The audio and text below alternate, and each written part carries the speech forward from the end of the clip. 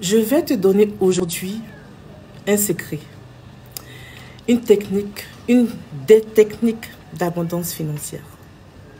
Vous savez, l'argent a une mémoire. Est-ce que tu sais que l'argent a une mémoire? Oui, l'argent a une mémoire. Voilà pourquoi on ne doit pas dépenser ou recevoir de l'argent n'importe comment. Quand tu reçois l'argent, quand quelqu'un te donne l'argent, que ce soit 100 francs, 1000 francs, 1 million, tu dois avoir un état profond de gratitude et de reconnaissance envers cet argent que tu reçois. Pareil, quand tu ressors de l'argent pour acheter quoi que ce soit, quand tu signes un chèque, tu dois encore avoir cette même attitude de gratitude et de reconnaissance quand tu sors l'argent pour acheter quelque chose. Tu vas dire merci à Dieu pour ton argent que tu as reçu, c'est vrai. Mais ce dont je parle, c'est autre chose. Parce que l'argent est une mémoire, l'argent retient tout. Oui. Tu vas acheter par exemple un téléphone. Tu prends l'argent dans ton porte-monnaie. Tu donnes au vendeur. Mais en lui donnant, dans ton cœur, tu fermes tes yeux. Dans ton cœur, tu dis merci, merci, merci. Tu donnes l'argent au vendeur. Une personne qui te donne de l'argent.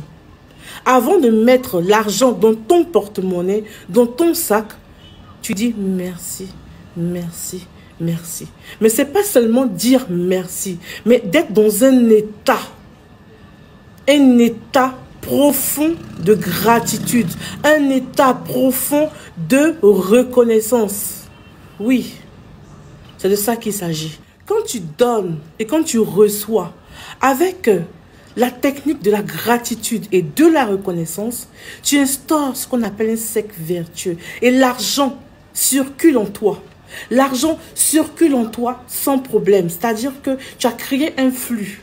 Tu as créé un cercle. L'argent circule avec bienveillance, avec grâce et avec reconnaissance. Il vient à toi facilement. Ça fait partie d'un des secrets des Japonais. Oui.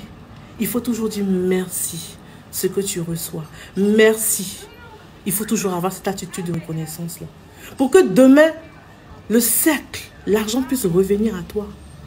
Tu ne bloques pas le flux. Deuxième technique, ton porte-monnaie ne doit jamais être vide. Même si tu n'as pas d'argent, il faut que tu mettes au moins 10 francs de ton porte-monnaie, même 5 francs. Ton porte-monnaie ne doit jamais rester vide comme ça. Non, ça gâte le flux. L'argent, c'est un flux. Quand on parle de flux monétaire, c'est l'argent. Ça ne doit pas rester là comme ça, dormir, rien dans ton porte-monnaie. Attends, tu es une grande dame, tu es un grand garçon, tu te promènes, il n'y a rien, il n'y a même pas 5 francs dans ton porte-monnaie, c'est pas normal. Même si tu es pauvre, que tu n'as rien, mets 5 francs dedans. Et ne dépense pas. Regardez, souvent, il y a des gens qui mettent beaucoup de pièces rouges dans leur porte-monnaie, 10 francs, 25, et ils ne dépensent jamais. C'est très important, faites-le souvent. Ne laissez jamais le porte-monnaie vide. Ne laissez jamais le porte-monnaie percé. Dès que ton porte-monnaie se perd, se déchire, il faut le changer. L'argent a une mémoire. L'argent a une mémoire. Alors, à partir d'aujourd'hui, ne fais pas une dépense sans dire merci. Ne fais pas une entrée d'argent sans dire merci. Même pour acheter un bonbon. Dis merci à ton argent. D'être passé. Parce que le flux existe. Il est passé vers toi. Il va vers quelqu'un d'autre. Dis oui merci. C'est comme une personne bienveillante qui arrive dans ta maison. Elle t'a aidé, tant soit peu, et elle s'en va. Dis merci. C'est pareil. Et quand une autre personne revient t'aider, dis merci. L'argent te permet de vivre. Et donc, dis merci à l'argent qui part. Dis merci à l'argent qui vient tout juste avant de le mettre dans ton sac ou dans ton compte en banque. Sans oublier de sanctifier toujours, de prier, de dire merci à Dieu, de prier sur votre argent que vous recevez. Portez-vous bien et bonne journée. Je voulais aussi dire merci à Nadège Widow qui m'a offert cette très belle robe que vous voyez.